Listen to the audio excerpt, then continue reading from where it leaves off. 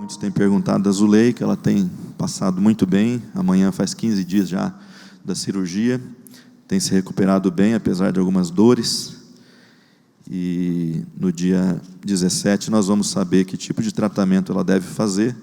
E provavelmente terá algum tratamento aí pela frente. Em função de que dessa vez foi um pouquinho mais agressivo, né? Mas a cabeça está boa, o coração está bom. O corpo, né? O corpo dá aquela fraquejada, mas se a cabeça está boa e o coração está bom, o corpo vai acompanhar também, né? A cabeça e o coração.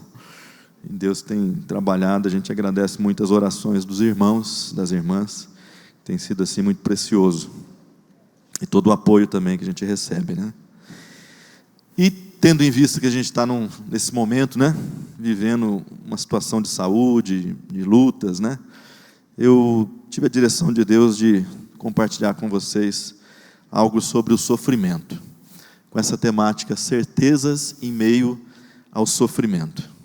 Você sabe que a questão do sofrimento, ou às vezes a gente chama de problema do mal, né? É uma das questões mais difíceis para aqueles que professam a fé em Deus. É uma das questões mais difíceis, quando você crê em Deus, e você se depara com o problema do sofrimento no mundo, com a realidade do sofrimento. Os filósofos, os teólogos, eles já se debatem com isso há séculos, e eles não conseguem encontrar uma resposta satisfatória. Se você é ateu, é muito fácil de resolver, porque o ateu diz, não, o sofrimento está aí em função de que o mundo é imperfeito, o mundo é limitado, tem as catástrofes naturais, tem as doenças, né? Nós somos fracos, o ser humano tem a sua liberdade, ele oprime pessoas, ele provoca sofrimento, então está resolvido, é fácil. Mas quando você coloca Deus na equação, quando você diz, há um Deus que fez todas as coisas, e há um Deus que governa todas as coisas, mas há sofrimento no mundo, aí a coisa fica mais difícil de resolver. Porque nós não conseguimos harmonizar facilmente a realidade de Deus com a realidade do sofrimento. E eu acho que um dos pensadores que melhor conseguiu expressar esse dilema foi um cara que viveu 300 anos antes de Cristo, chamado Epicuro de Samos. Ele diz assim, ou Deus não quer eliminar o mal, ou não pode. Ou pode, mas não quer. Ou não pode e não quer. Ou quer e pode. Então ele deu 4 situações. E aí ele diz, se pode e não quer, é mal. O que é muito estranho para um Deus. Se não quer nem pode, é mau e fraco. E portanto não é nenhum Deus. Se pode e quer, o que somente é aplicável a Deus, de onde provém então o mal? E por que ele não o elimina? É uma pergunta que ecoa há 2.300 anos. E não tem uma solução muito fácil. Como Deus pode ter feito todas as coisas, como Ele pode ser bom, como Ele pode governar todo o seu universo, e ainda assim as pessoas sofrem, e sofrem bastante. Se você pensa no teu sofrimento num nível pessoal, às vezes é mais fácil de aceitar. Você diz, eu estou sofrendo, mas esse sofrimento até que tem sido bom para mim, tem me ajudado a crescer, tem aperfeiçoado o meu caráter. Eu estou sofrendo porque eu plantei coisas erradas e agora estou colhendo. Eu estou sofrendo porque a vida é assim. É mais fácil você aceitar quando é num nível pessoal, mas e quando você leva isso para o coletivo? Não é tão fácil. Não é tão fácil quando você se pergunta por que milhões de pessoas morreram no holocausto nazista. Por que milhões morreram? Não é tão fácil quando você se pergunta por que milhares, centenas de milhares morrem de fome em determinado lugar do mundo, na África, que seja. Não é tão fácil quando você pergunta por que existem guerras que matam milhares e milhares. Não é tão fácil quando você se pergunta por que as catástrofes naturais, terremotos, tsunamis, etc., têm ceifado a vida também de centenas de milhares. Quando você leva essa pergunta para o aspecto coletivo, ela se torna mais complexa. E aí dá a impressão que nós morremos como moscas, como formigas, e dá a impressão que Deus não está nem um pouco interessado na nossa situação. De fato é um problema sério. Agora, Eu não tenho resposta para essas perguntas. Como eu disse, pessoas muito mais qualificadas já pensaram sobre isso e não nos deram respostas satisfatórias. Eu não tenho. Se eu tivesse respostas a essa pergunta, talvez eu seria já um autor famoso e rico, né? Estaria vendendo milhões e milhões de livros. Mas eu também não me importo com o fato de não ter as respostas. Eu proponho que tentar entender isso é uma perda de tempo quase.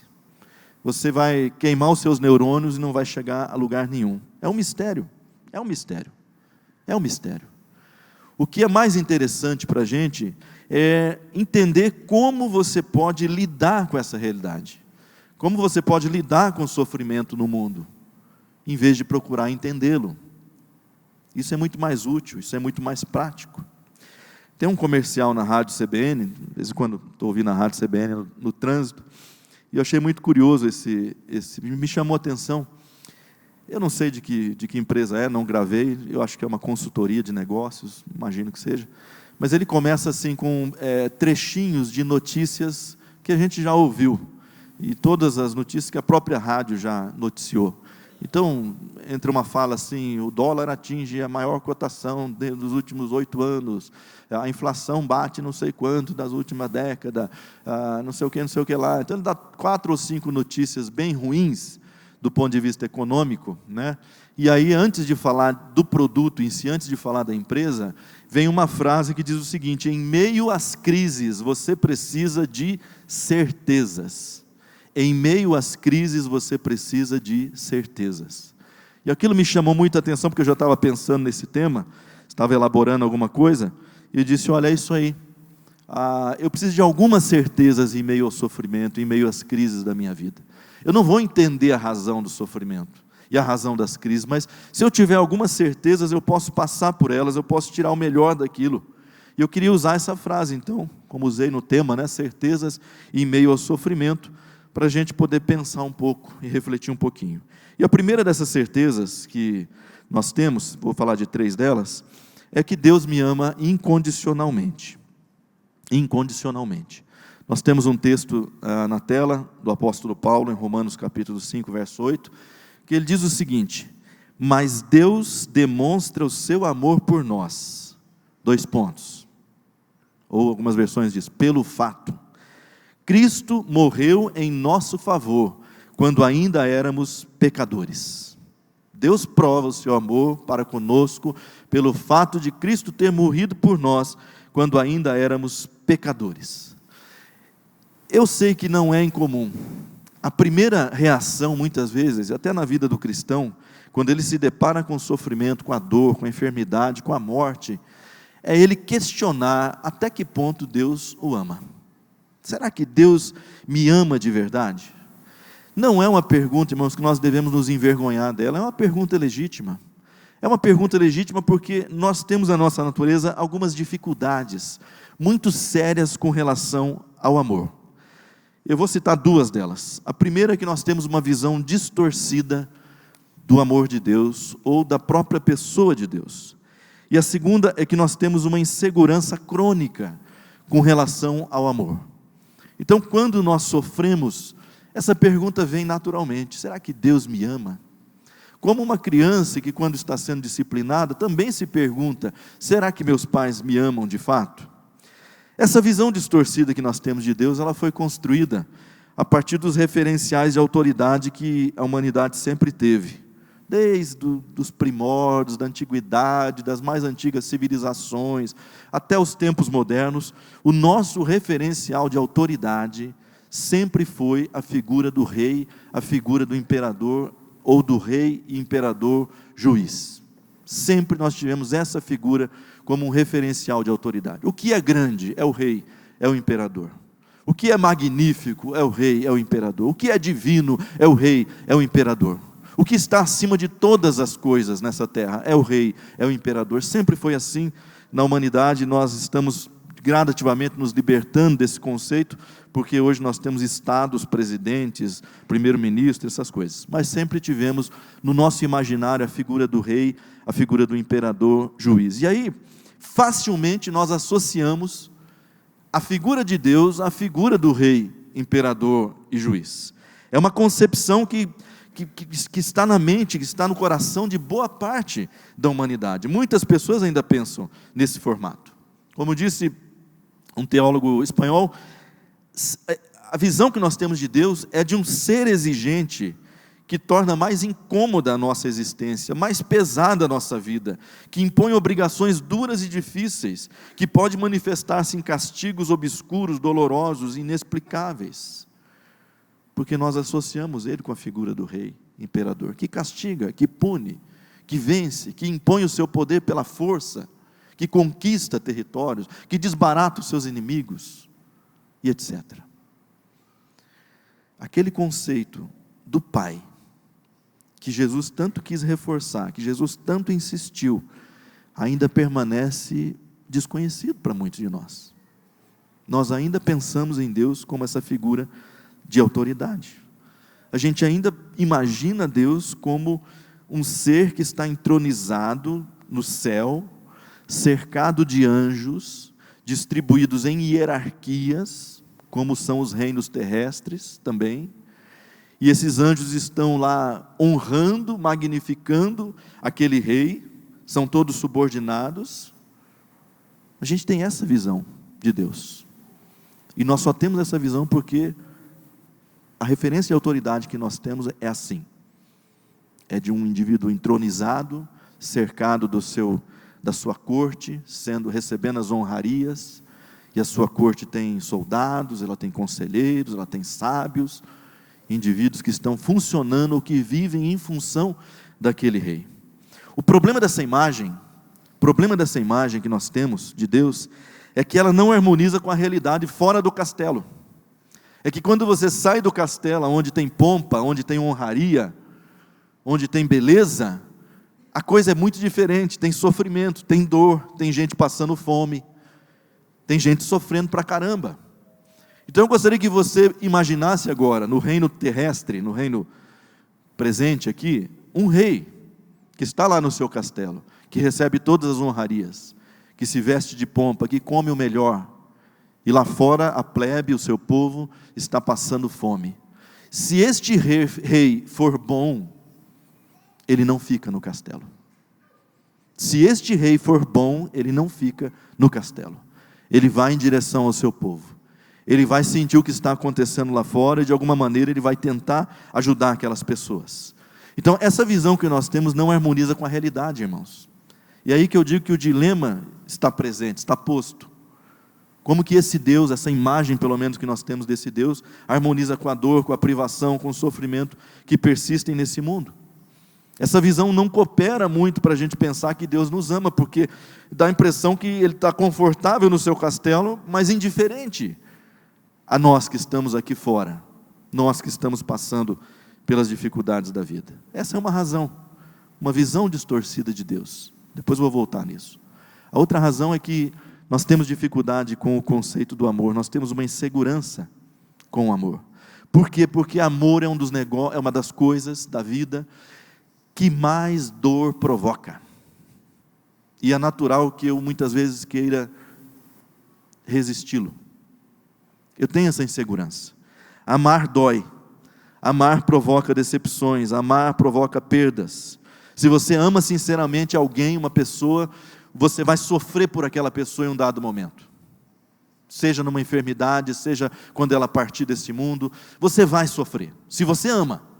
Se você não ama, aquilo é indiferente. Aquilo passa e você não sente aquela dor, aquela perda. Nós temos dificuldade em amar porque amar dói. Amar dói. E nós também não sabemos receber amor sem dar algo em troca.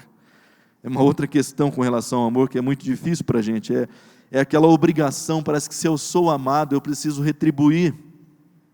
E aí é difícil, o inverso disso, né? É difícil você entender que Deus te ama incondicionalmente, quando você não retribui a Ele. Quando você muitas vezes não é o melhor dos cristãos. Quando você não corresponde. Quando você está fazendo tão pouco por Ele, ou até mesmo quando você o está desprezando. Como que Deus pode me amar, sendo que eu sou um filho tão meia boca? Nós temos dificuldade com isso. Temos uma dificuldade natural. E um outro fator ainda, leva tempo até que você tenha certeza de que você é amado. Leva tempo. Não é assim, começou um relacionamento hoje e você, eu me sinto amado por aquela pessoa. O filho nasceu hoje, ele se sente amado pelo pai, pela mãe. Não.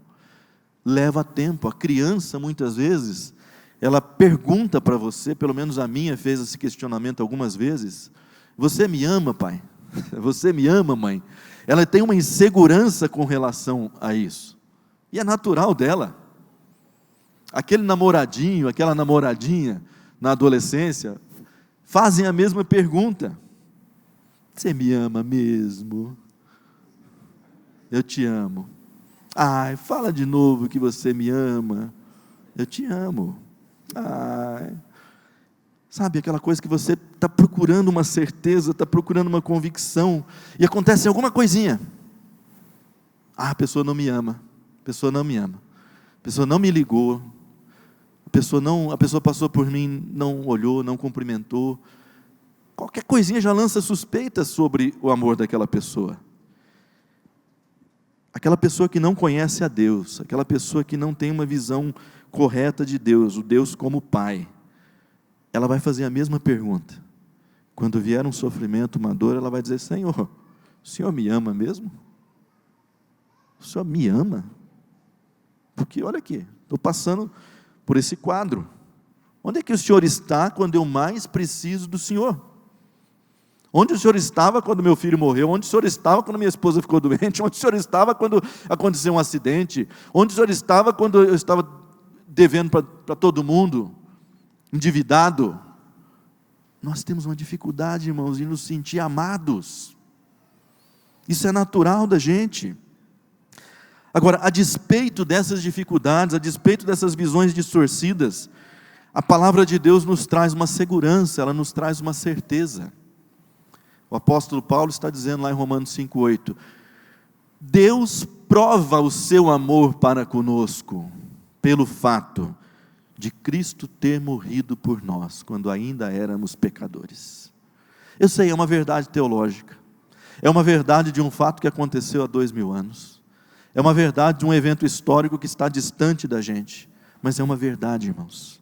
Não há razão para nós suspeitarmos do amor de Deus por nós, quando você olha para a revelação em Cristo e você entende o seguinte: esse Deus desceu do seu trono, veio habitar no meio da plebe, se tornou um de nós, comeu nossa comida, dormiu na nossa cama, sujou o pé no nosso barro, na nossa poeira, entrou nessa história com tudo o que ele tinha. Ele não trouxe nenhuma bagagem de reserva, dizendo: não, se a coisa apertar eu resolvo assim o assado. Não, ele veio para viver 100% a nossa realidade. Ele morreu, ele sofreu, ele morreu. O que Paulo está dizendo assim: se você tem dúvida do amor de Deus, olhe para Cristo e você vai ver que não há nenhuma dúvida, não resta nenhuma dúvida. Ele te ama, Ele te ama. Ele fez um trajeto doloroso, impossível, escandaloso, para poder demonstrar o seu amor. E deixa eu te dizer quando Ele fez isso. Ele fez isso quando você estava na ignorância. Ele fez isso quando você estava rebelde. Ele fez isso quando você estava indiferente. Ele fez isso quando você nem se perguntava por Ele. Ele fez isso quando você o desprezava. Este é o amor de Deus. Ele fez isso mesmo você o rejeitando. Meus irmãos, a prova cabal desse amor é que Deus desce do seu castelo, Deus sai da sua corte, e Deus vai viver com o seu povo pobre, miserável, sofrido, carente. Esta é a prova do amor de Deus. Eu não tenho nenhuma dúvida de que Deus me ama incondicionalmente, a despeito do que eu passo, a despeito do que eu vivo, a despeito do sofrimento que campeia nesse mundo. Não tenho nenhuma dúvida disso, porque em Cristo é revelado o amor de Deus por nós. E aí você diz: tá bom, Deus me ama, mas eu estou sofrendo. Deus me ama, mas eu estou sofrendo. E aí? Isso nos conduz à segunda certeza. A segunda certeza é que Deus não é impassível diante do sofrimento. Deus não é impassível diante do sofrimento.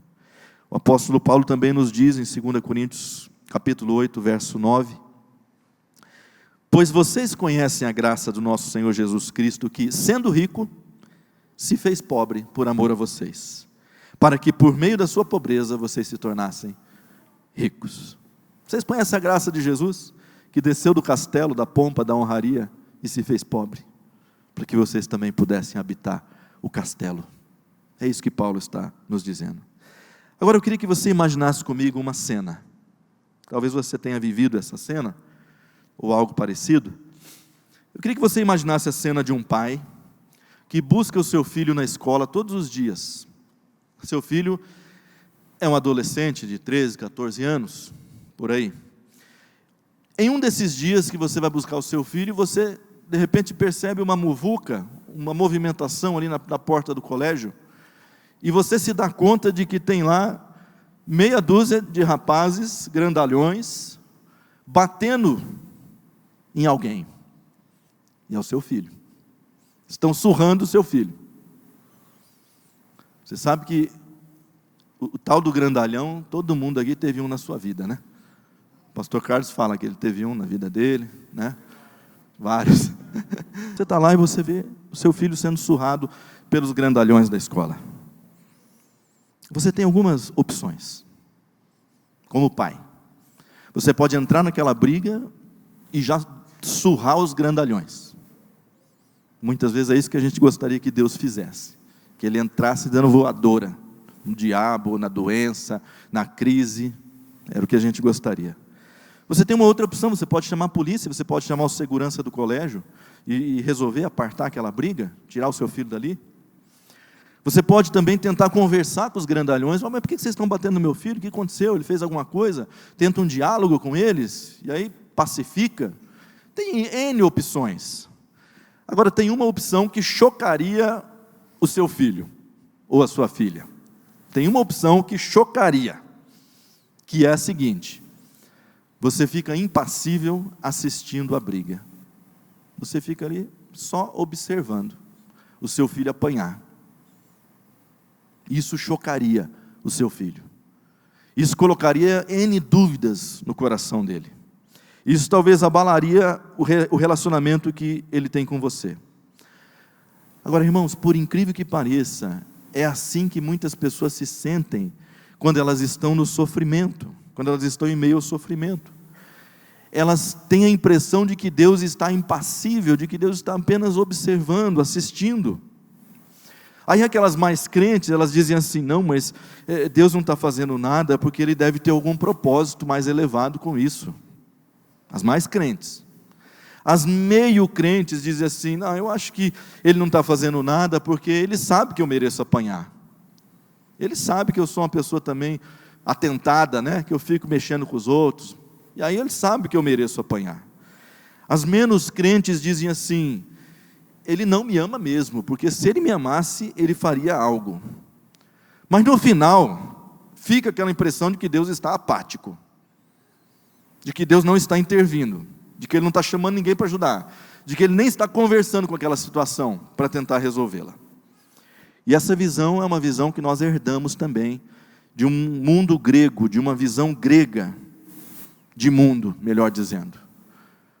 Na visão grega de mundo, Deus é apático. Deus não pode se envolver, Deus não pode sentir, Deus não pode se sensibilizar, Deus não pode se deixar tocar pelo sofrimento, porque isso seria uma fraqueza nele. E Deus não pode ter fraquezas. Na visão grega de mundo, Deus é apático mesmo.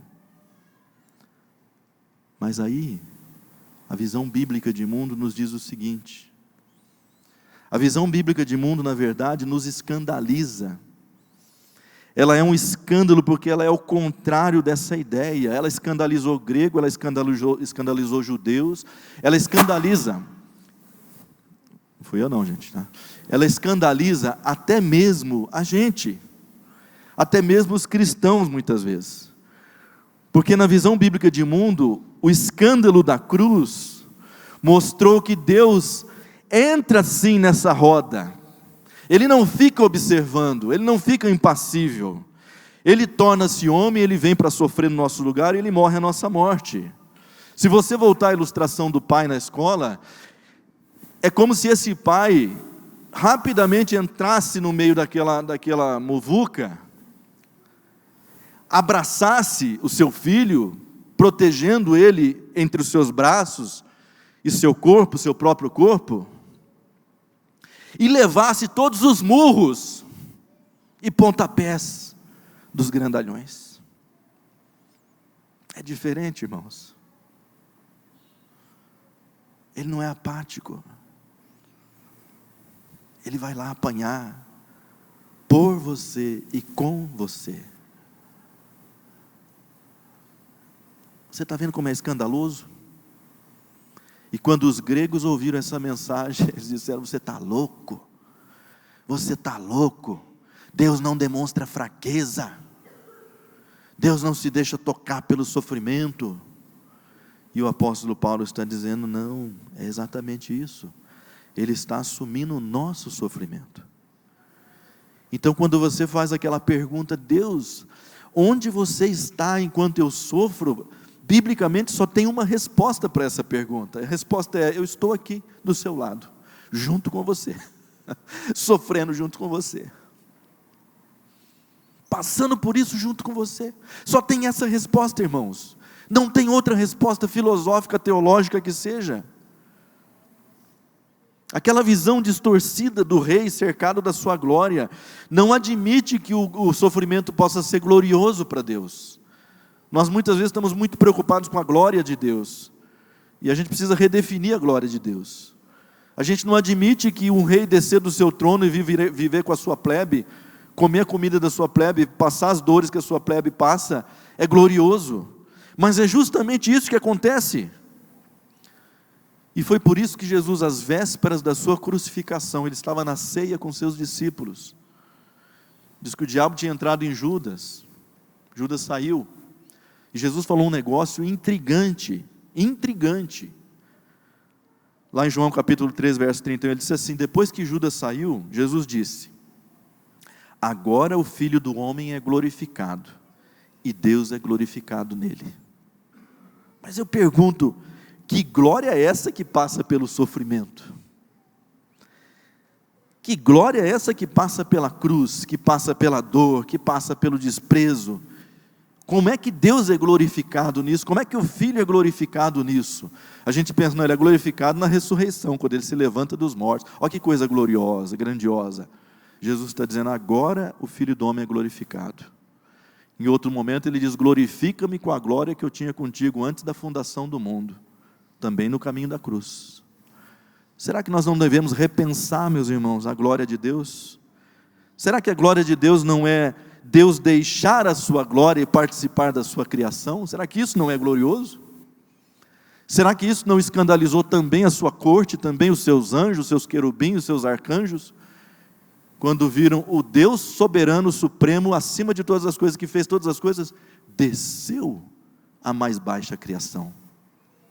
Que glorioso! Olha como a gente pode inverter esse conceito de glória. Que glorioso! Às vezes a gente vê um presidente, né? O presidente dos Estados Unidos. Eu me lembro de cenas assim com o Obama. E o Obama ia lá numa escola onde houve um tiroteio, e lá ele consolava.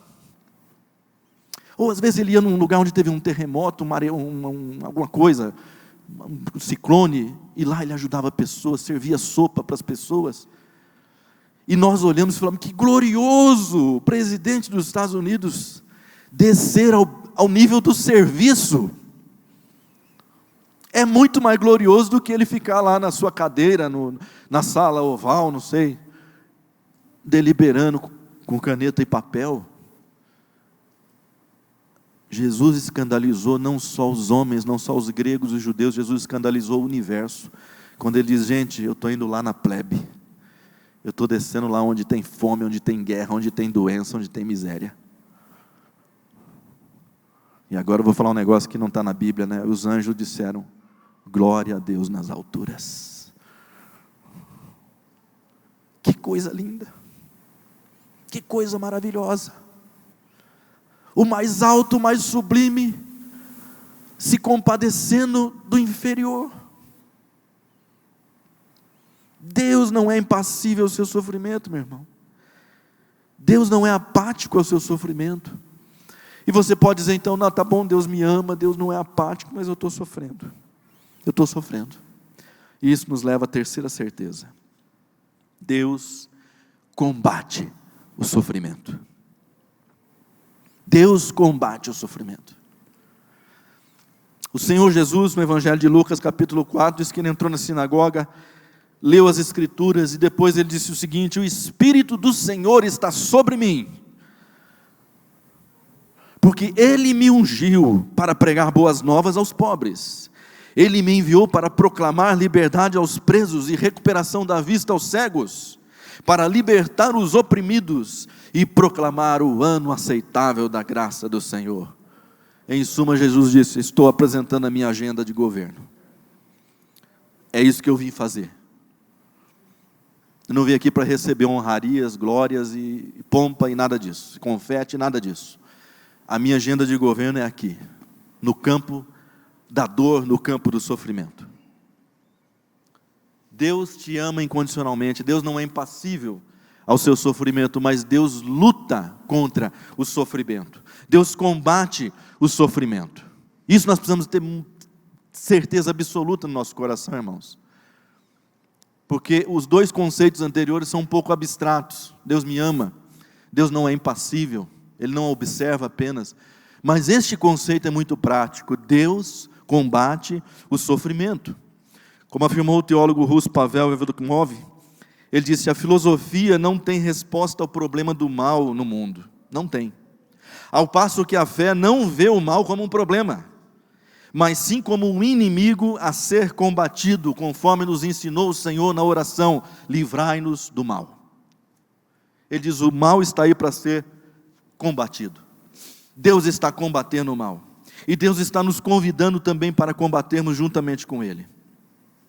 Às vezes a gente está querendo entender o mal, mas não é isso. Deus está querendo que você combata também o mal, porque Ele está engajado em um combate contínuo contra o mal e contra o sofrimento. É claro, irmãos, eu não tenho respostas para uma série de perguntas. Não tenho. Não conheço quem tenha. Você ora por duas pessoas enfermas. Uma é curada, a outra morre. Eu não tenho resposta. Por quê? Eu fiz a mesma oração. Eu orei com a mesma fé, com a mesma convicção. Uma morreu, outra viveu. Eu não tenho resposta para isso. Por que Deus não acaba com a fome das crianças lá na África, na Somália? Eu não tenho uma resposta. Por que Deus permite que homens maus governem sobre os homens bons, causando dor? Não tenho uma resposta para isso. Agora, nós podemos ter uma certeza. Essa certeza é garantida. Deus está neste mundo em meio ao sofrimento, lutando contra o sofrimento e ensinando os seus filhos a fazerem o mesmo. Isso é uma certeza que eu tenho. Não é uma tarefa fácil, irmãos, para Deus. Quando a gente fala assim, não é uma tarefa fácil, dá a impressão que a gente está diminuindo. Não é. Não é uma tarefa fácil. Quando Ele fez seres livres, Ele respeitou a liberdade desses seres. Então não é fácil essa tarefa de combater o mal em meio a seres livres, que tomam decisões o tempo todo, que vão por aqui, por ali, que escolhem os seus próprios caminhos. Não é fácil.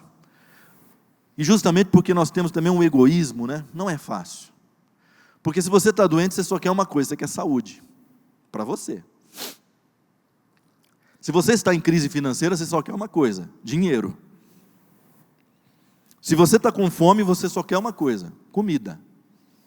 Você pensa em você primeiramente. Você pensa na sua situação e no seu problema. Você foca no seu problema e você esquece que fome, dívida, doença é de domínio público. Todos têm. E a gente esquece. Então, quando Deus vai combater esse mal, é muito complicado. Porque Ele diz assim: vamos combater junto? Porque o negócio é maior do que você pensa. E você diz: não, eu queria resolver o meu problema. Eu quero resolver a minha fome, a minha dívida, a minha saúde. E Deus diz: mas vamos combater junto? E você diz: não, eu quero que o Senhor resolva o meu problema. O meu problema. Depois nós vamos resolver o dos outros. E Deus diz: não é assim que funciona. a gente luta junto, e a gente luta por todos. A gente combate o mal genérico, não só o específico.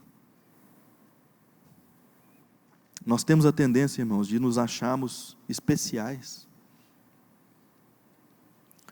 Eu falei isso para o irmão essa semana, a gente estava conversando, ele compartilhou algumas lutas, e eu disse assim: irmão,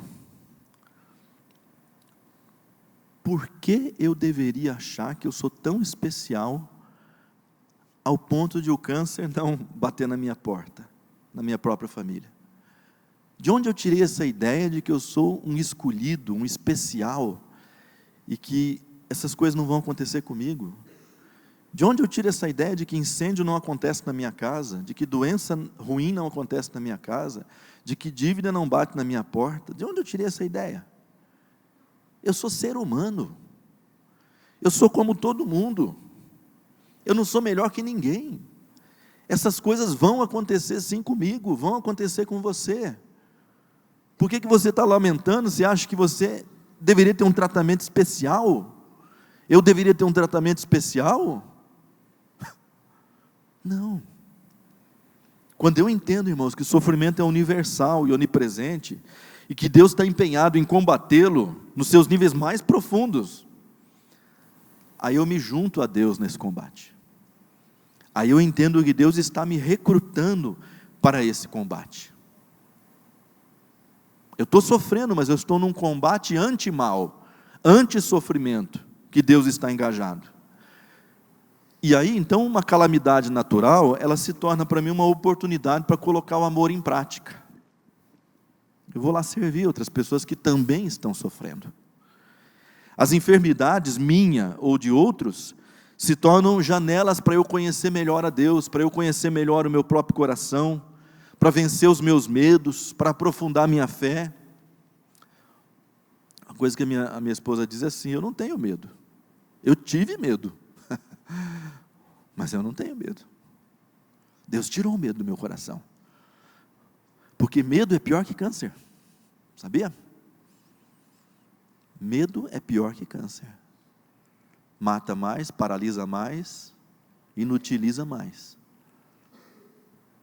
Então a enfermidade foi uma janela onde Deus disse: olha aqui, olha como é que você é, olha o que você tem, vamos combater?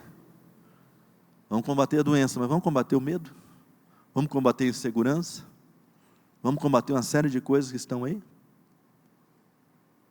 Crises, irmão, se tornam um momento de reflexão profunda para eu avaliar o meu modo de viver.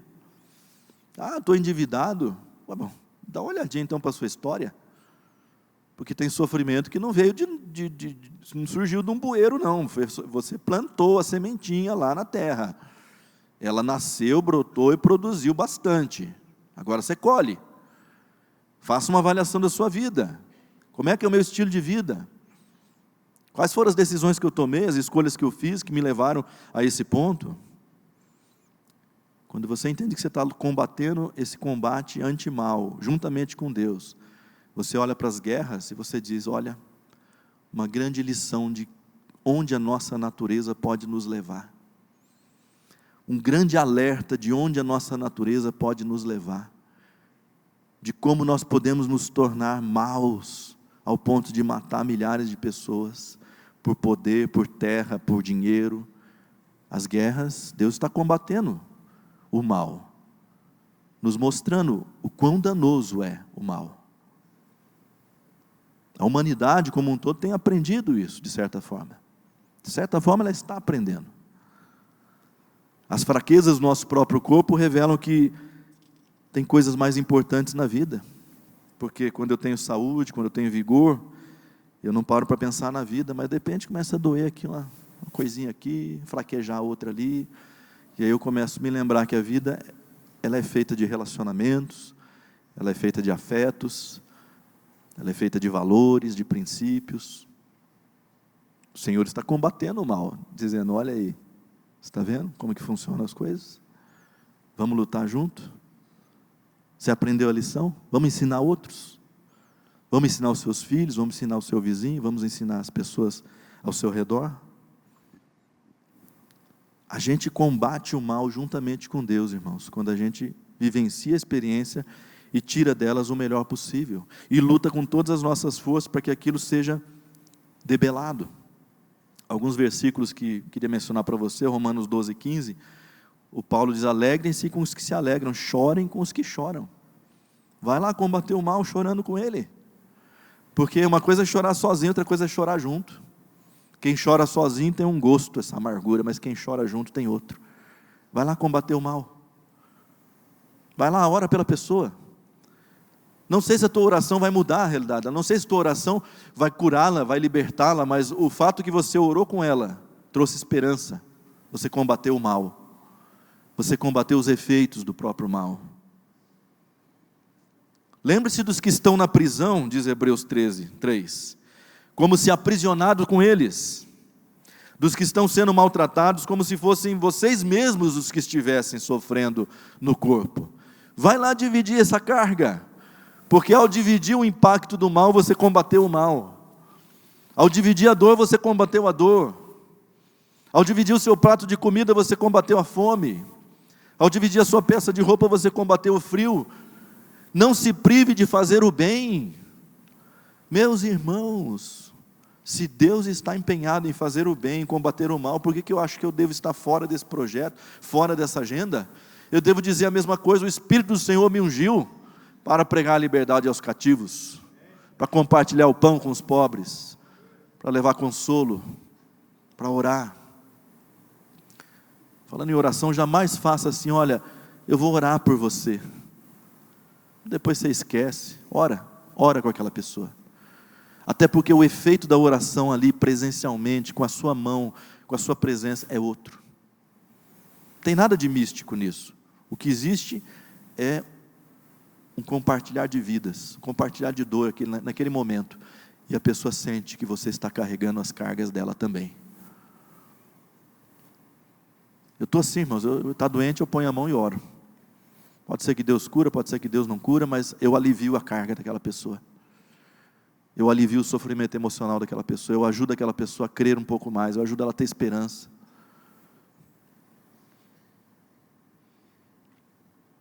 Irmãos, Deus não provoca o sofrimento para mostrar a sua soberania, para dizer: olha, aqui quem manda sou eu, tá?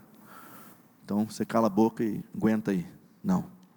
Ao contrário, Ele encara o sofrimento como um valente combatente, a fim de vencê-lo. Preste atenção nessas 3 palavrinhas: a fim de vencê-lo, para o ser humano, com o ser humano, através do ser humano.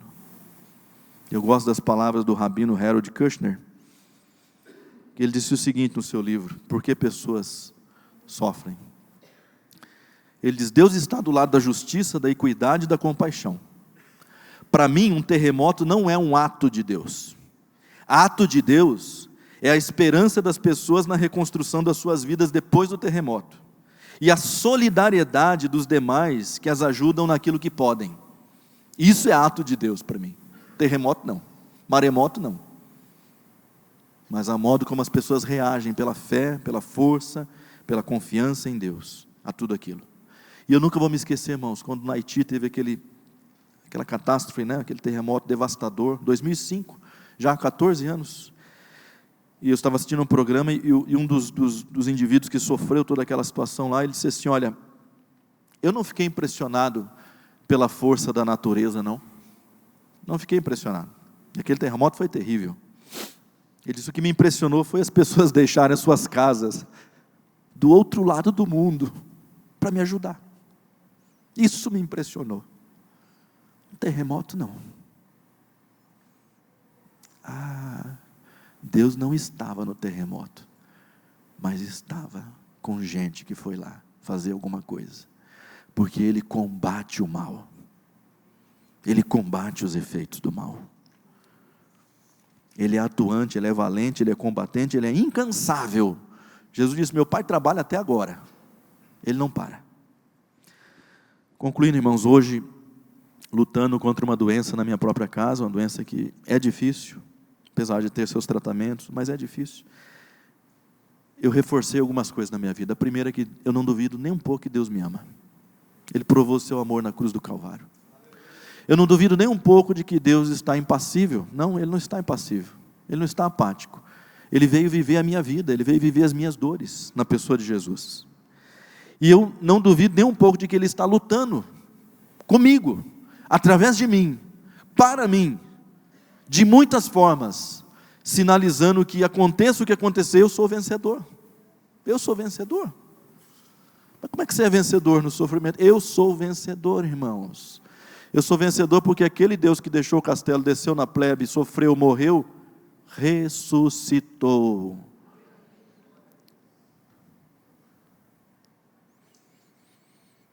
Eu tenho aprendido, irmãos, que mesmo que a gente morra, nós somos vencedores. Mesmo que eu morra, eu sou vencedor, porque eu tenho guardado para mim a ressurreição. Quando todo o mal deste mundo, todo o mal da natureza humana, tudo que você pensa que é sofrimento, vai passar, vai ser derrotado definitivamente. E aí nós poderemos declarar, como o apóstolo Paulo declarou em 1 Coríntios 15, quando ele diz assim: quando porém o que é corruptível se revestir de incorruptibilidade, o que é mortal de imortalidade, então se cumprirá a palavra que está escrita: a morte, vamos colocar sofrimento aqui, dores, mal, foi destruída pela vitória.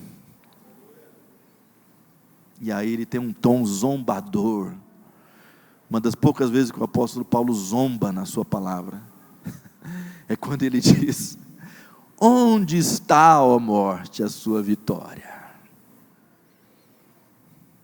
Nós somos vitoriosos, irmãos.